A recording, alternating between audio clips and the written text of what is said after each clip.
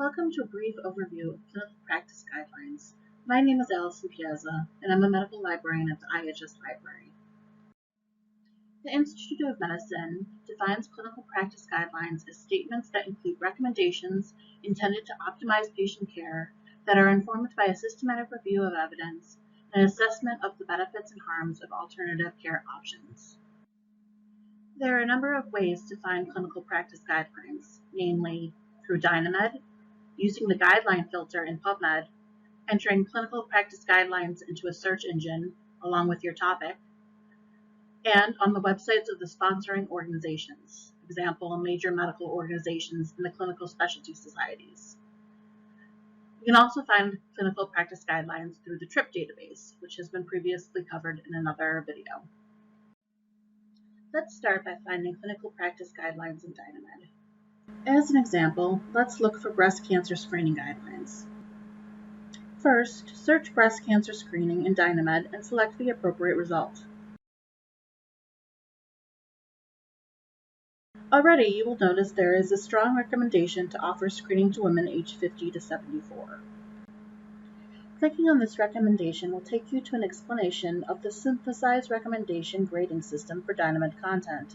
Essentially, Dynamed has pulled back the curtain on the evidence available on this topic through a 7-step evidence-based methodology. Dynamed content synthesizes the current evidence, current guidelines from leading authorities, and clinical expertise to provide recommendations to support clinical decision-making in the overview and recommendations section using GRADE to classify synthesized recommendations as strong or weak. Strong recommendations are used when, based on the available evidence, clinicians, without conflict of interest, consistently have a high degree of confidence that the desirable consequences, health benefits, decreased costs and burdens, outweigh the undesirable consequences, harms, cost, burdens. Weak recommendations are used when, based on the available evidence, clinicians believe that the desirable and undesirable consequences are finely balanced, or appreciable uncertainty exists about the magnitude of expected consequences, benefits, and harms. Weak recommendations are used when clinicians disagree in judgments of relative benefit and harm, or have limited confidence in their judgments.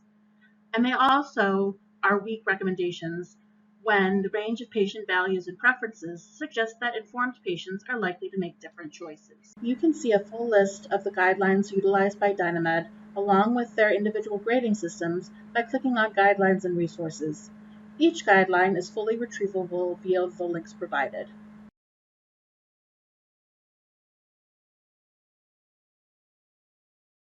Let us now turn to finding clinical practice guidelines in PubMed.